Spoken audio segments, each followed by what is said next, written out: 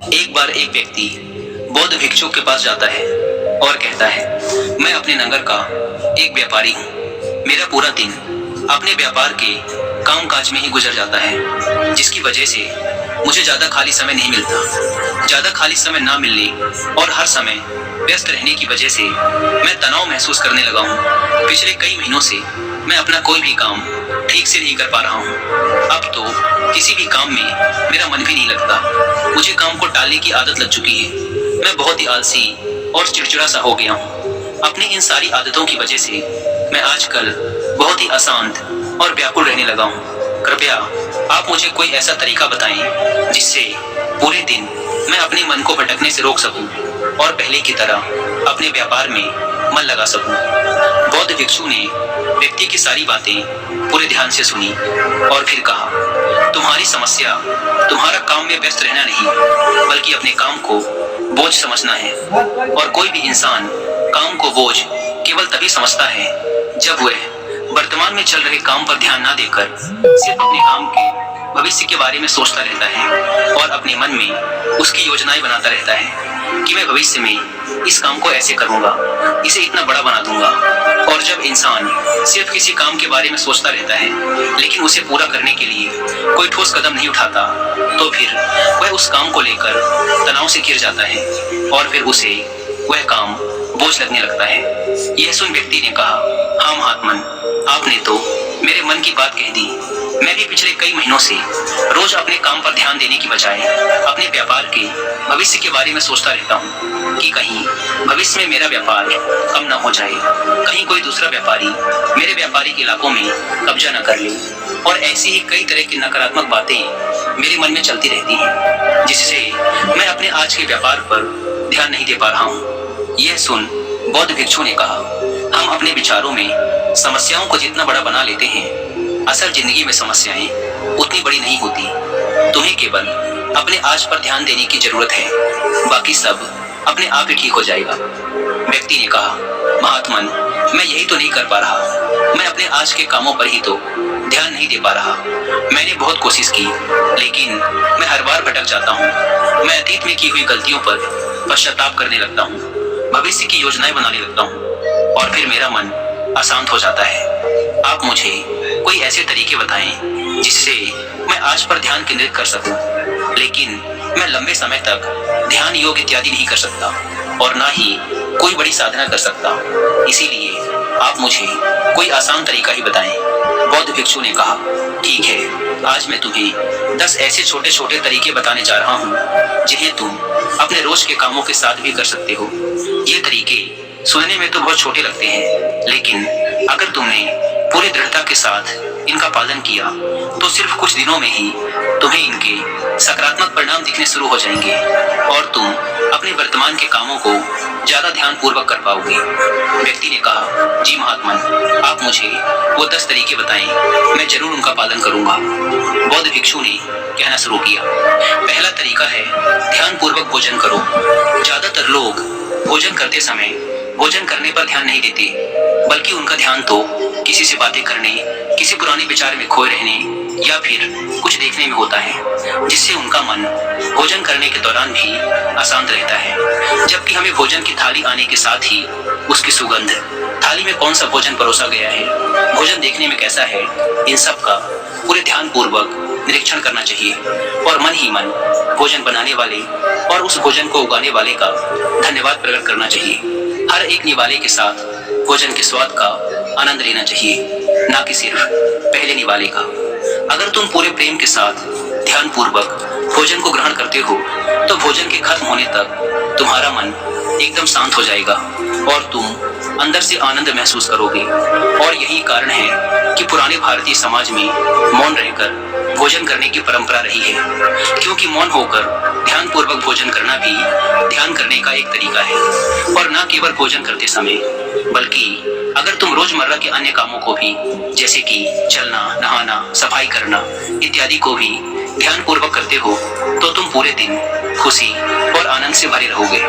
बौद्ध भिक्षु ने कहा, दूसरा तरीका है अपनी सांसों पर ध्यान दो। सांस प्राकृतिक रूप से चलने वाली एक स्वाभाविक और लयबद्ध प्रक्रिया है। जब हम अपनी आती जाती सांसों पर ध्यान देते हैं तो यह हमें हमारे दिमाग से निकालकर शरीर में ले जाती है।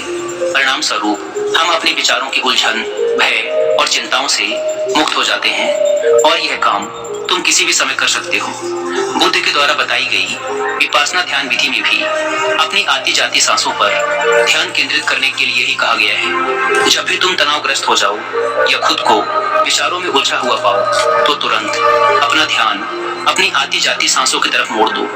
कुछ ही पलों बाद तुम महसूस करोगे कि तुम शांत होते जा रहे हो। तुम्हारी सारी उलझने, सारा तनाव गायब हो गया है। और अगर तुम लंबे समय तक अपने सांसों पर ध्यान केंद्रित करने की आदत डाल लेते हो तो तुम खराब से खराब परिस्थितियों में भी खुद को शांत रख पाओगे और अपने वर्तमान के कामों पर ज्यादा लंबे समय तक ध्यान केंद्रित कर पाओगे। सांसों पर ध्यान देना हमें याद दिलाता है कि हम कौन हैं। हमें आभास होता है कि हम वो विचार नहीं हैं जो अभी हमारे अंदर चल रहा है, बल्कि हम तो इससे अलग हैं, इससे ऊपर हैं। दोस्तों, हम केवल अपनी सांसों पर ध्यान देकर बहुत से नए आयामों की खोज कर सकते हैं। हमारे पूर्वजों ने इस पर बहुत काम किया था कि कैसे हम केवल अपनी सांसों पर नियंत्रण रखकर ऐसी चीजें कर सकते हैं जो साधारण इंसानी जीवन से परे हैं।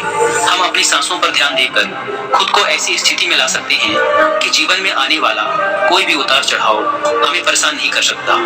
और अगर आप सांसों के विज्ञान के बारे में और डिटेल से जानना चाहते हैं तो आप एक कुकू एफएम पर साइंस ऑफ ब्रेथ बुक की हिंदी में बुक समरी सुन सकते हैं। मैंने अभी रिसेंटली ही इस बुक समरी को सुनकर फिनिश किया है। इस बुक समरी में हमारी सांसों से जुड़े विज्ञान पर विस्तार से चर्चा की गई है और साथ ही आप इस बुक समरी में ये भी जान पाएंगे कि कैसे हिमालयन योगी अपने ब्रीथिंग पैटर्न को अपने हिसाब से बैलेंस करके अपने दिमाग और शरीर को मैनिपुलेट कर लेते हैं कि घंटों तक सांस रोकने और दिल की धड़कन बंद हो जाने के बाद भी वो अपने आसपास की चीजों को महसूस कर पाते हैं। मैं तो आपको हाईली रिकमेंड करूंगा कि आप लोग एक बार इस बुक समरी को जरूर सुने।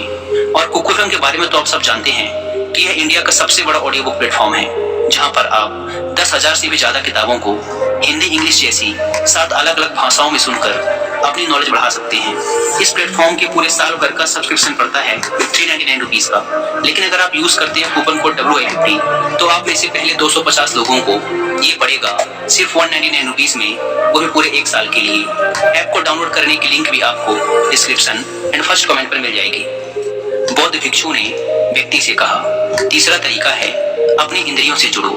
हमारी 5 इंद्रियां नाक, त्वचा, जिह्वा, कान और आंखें हमारे शरीर के प्रवेश द्वार हैं, लेकिन जब हम विचारों में खोए रहते हैं तो हम अपने इंद्रियों को अनुभव नहीं कर पाते कि हमारे आसपास क्या चल रहा है, कैसी सुगंध है, कैसी ध्वनियां आ रही हैं, जब तक कि ये सारी चीजें इतनी प्रबल ना हो कि ये हमारा ध्यान अपनी ओर खींच ले। हम बस बेहोशी में जिए चले जा रहे हैं। इसीलिए अपने आसपास की चीजों को ठहरकर ध्यान से देखने की आदत डालो। जैसे अपने शरीर से टकराती ठंडी हवा को महसूस करो, बगीचे में खिले रंग बिरंगे फूलों पर ध्यान दो, उनकी खूबसूरती को निहारो, पक्षियों की आवाजों पर ध्यान दो, उगते और डूबते सूरज को कुछ देर ठहर कर देखो। ये सारी छोटी छोटी चीजें तुम्हें तुम्हारे वर्तमान से जोड़ेंगी। अगर तुम अपने जीवन में शांति और आनंद का अनुभव करना चाहते हो तो तुम्हें अपने आसपास की चीजों पर ध्यान देना होगा।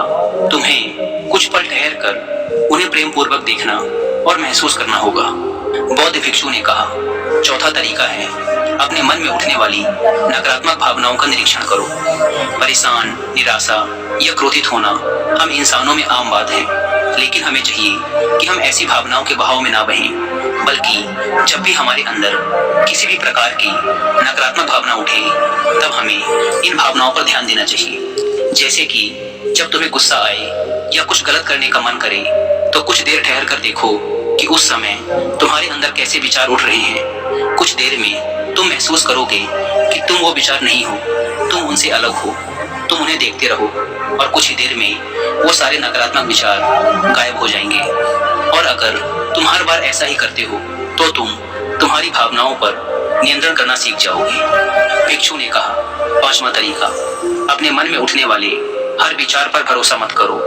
हमारा मन हर समय अनुमान और धारणाएं बनाता रहता है जो कि सच नहीं होती। जैसे कि जब भी हम किसी व्यक्ति से मिलते हैं या किसी नई चीज को देखते हैं तो तुरंत हमारा मन उसके बारे में अपनी पूर्व धारणाएं बनाने लगता है और फिर उस चीज या इंसान को या तो अच्छा या बुरा बनाकर हमारे सामने पेश करेगा और फिर हम अपने विचारों को सच मानकर उस इंसान या चीज को वैसा ही समझने लगते हैं। और कुछ लोग तो अपनी ही धारणाओं को सच मान लेते हैं और उसी पर अड़े रहते हैं, जबकि हमें खुद को किसी भी प्रकार की पूर्व धारणा से स्वतंत्र रखने का प्रयास करना चाहिए और पूरी जागरूकता के साथ जो चीज असल में जैसी है उसे वैसे ही देखने का प्रयास करना चाहिए, न कि उसमें अपनी तरफ से अच्छाई या बुराई की चादर ढक देनी चाहिए। अगर तुम वर्तमान में रहते हुए पूरे साक्षी भाव के साथ बिना किसी पूर्व धारणा के किसी भी चीज को देखते या सुनते हो तो ये तुम्हें शांत और तनाव मुक्त रखेगा। भिक्षु ने कहा, छठा तरीका, रोज कुछ देर तक ध्यान का अभ्यास करो। ध्यान करने के लिए घंटों बैठने की जरूरत नहीं है। दिन में 10 मिनट का ध्यान भी जीवन पर सकारात्मक प्रभाव डाल सकता है। रोज ध्यान करने से हमारे जीवन में नई ऊर्जा, उत्साह, शांति और प्रेरणा का आगमन होता है। हम पूरे दिन अंदर से खुश और शांत महसूस करते हैं। रोज ध्यान करने से तुम स्वाभाविक रूप से अपने वर्तमान के क्षणों में रहना सीख जाते हो। भिक्षु ने कहा, सातवां तरीका, जो तुम्हारे पास है उसके लिए आभारी रहो। जिंदगी में खुशी लाने का सबसे आसान तरीका है आभार व्यक्त करना। धन्यवाद अदा करने से न केवल जो चीजें हमारे पास हैं उनसे हमें असली खुशी मिलती है, बल्कि जो हम पाना चाहते हैं उसे पाने का रास्ता भी हमें दिखना शुरू हो जाता है। क्योंकि धन्यवाद के भाव से भरा मन समस्याओं की तरफ नहीं बल्कि उनके समाधान की तरफ केंद्रित होता है। जो भी तुम्हारे पास है उसके लिए इस अदृश्य ब्रह्मांडी शक्ति का धन्यवाद अदा करना तुम्हारे जीवन को जादुई तरीके से बदल कर रख सकता है। तुम्हें यह सोचना चाहिए कि तुम कितने धन्य हो कि तुम्हारे पास एक निश्चित चीज है। उदाहरण के लिए तुम्हारे पास एक अच्छा व्यवसाय है और ना जाने कितने लोग तुम्हारे जैसा व्यवसाय करने की इच्छा रखते होंगे लेकिन उनके पास नहीं है। साथ ही तुम्हें इस चीज के लिए भी आभारी होना चाहिए कि तुम्हारी थाली में खाना है, जबकि दुनिया भर में लाखों लोग भूख से मरते हैं। भिक्षु ने कहा, आठवां तरीका, दूसरों की बातों को ध्यान पूर्वक सुनो। किसी दूसरे व्यक्ति से बात करते समय यह सोचे बिना कि उसे क्या कहना है या उसकी बात का कैसे जवाब देना है, तुम्हें पूरे ध्यान पूर्वक सामने वाले की बातों को सुनना चाहिए। तुम्हें सामने वाले से बात करना है उसे जवाब देने के लिए नहीं, बल्कि उसकी भावनाओं को समझने के लिए। जब तुम किसी से बात करो तो अपने कान, दिल और अंतर्मन से उसकी बातों को सुनो और समझो। ऐसा करना सामने वाले से तुम्हारे रिश्ते को तो मजबूत करेगा ही, साथ ही ये तुम्हारे लिए एक अभ्यास है अपने धैर्य और एकाग्रता को बढ़ाने का। और जब हम ज्यादा सुनते और कम बोलते हैं तो हम बहुत सी परेशानियों से भी बच जाते हैं, जिससे हमारा मानसिक तनाव भी कम रहता है। और याद रखो, किसी भी इंसान की बातों को ध्यानपूर्वक सुनना उसे सम्मान देने का सबसे अच्छा तरीका है।